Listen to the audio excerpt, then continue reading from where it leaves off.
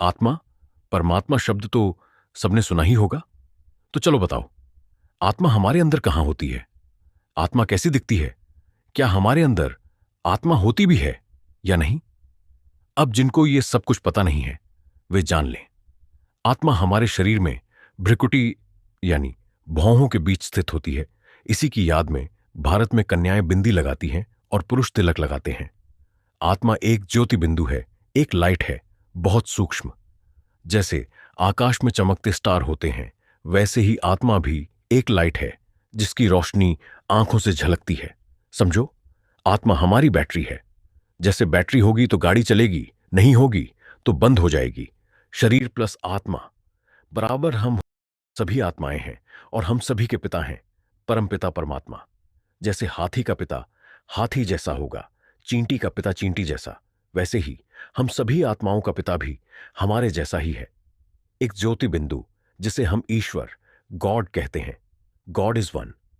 परमपिता परमात्मा शिव, हां, उनकी आत्मा का नाम शिव है। वे कभी हमारे जैसे जन्म मरण के चक्र में नहीं आते। वे हमारे सभी जन्मों को जानते हैं, इस सृष्टि के आदि, मध्य और अंत को जानते हैं। शिव, जिनकी पूजा हम शिवलिंग के रूप में करते हैं, परम धाम में रहते हैं। वहीं हम आत्माओं का भी घर है। लेकिन जब यह सृष्टि तामसी दुखदाई हो जाती है, तब वे आते हैं, पुरानी दुनिया का विनाश करने और नई दुनिया की स्थापना करने। अब सवाल उठता है, जब हम आत्मा बिना शरीर के कुछ नहीं कर सकते, तो परमपिता परमात्मा शिव कैसे करेंगे? उन्हें भी तो शरीर चाहिए होगा। हां, शिव जिस शरीर में प्रवेश करते हैं वह है शंकर, देवों के देव, महादेव। इसी की याद में उन्हें तीसरा नेत्र दिखाया जाता है। शिव अलग हैं और शंकर अलग। शंकर ही इस दुनिया के पहले पुरुष हैं, हिंदुओं के आदि देव, मुसलमानों के आदम, ईसाइयों के एडम, जैनियों के आदिनाथ।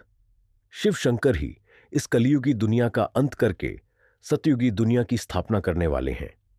तो यह कोई भविष्य की बात नहीं है, कलियुग लाखों साल का नहीं है।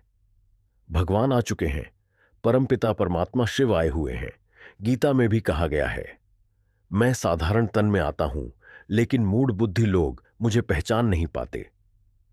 अब कोई कहे, ऐसे कैसे विनाश हो सकता है, तो हमारा क्या होगा?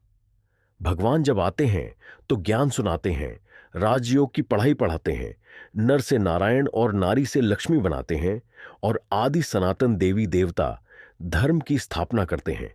तो अभी भगवान शिव, शंकर, भोलेनाथ गीता का ज्ञान दे रहे हैं। हां, गीता का ज्ञान श्री कृष्ण ने नहीं, बल्कि शिव शंकर भोलेनाथ ने दिया है। यही हैं गीता के भगवान। क्योंकि क्या कभी महादेव का जन्म दिखाया गया है? क्या उनकी मृत्यु दिखाई गई है? नहीं।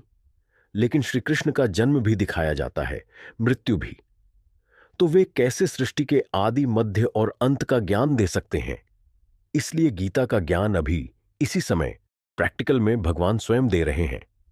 भगवान को जानो, पहचानो और उनके एक व्यापी स्वरूप को याद करो, तभी आपके पाप कटेंगे और आप भगवान के बच्चे बनेंगे। कुरान में भी कहा गया है कि कयामत के समय खुदा के बंदे बहुत मौज में रहते हैं। अगर गीता का ज्ञान द्वापर में दिया गया होता तो क्या कलयुग आता? भगवान का ज्ञान अभी कलयुग के अंत और सतयुग के आरंभ में प्रैक्टिकल शरीर से दिया जा रहा है। That's it for the video. मुझे बस ये ईश्वरीय संदेश आप सभी तक पहुंचाना था। इसकी पूरी जानकारी के लिए प्लीज कॉन्टैक्ट आध्यात्मिक ईश्वरीय विश्वविद्यालय, ऑनलाइन और offline. Thank you for watching.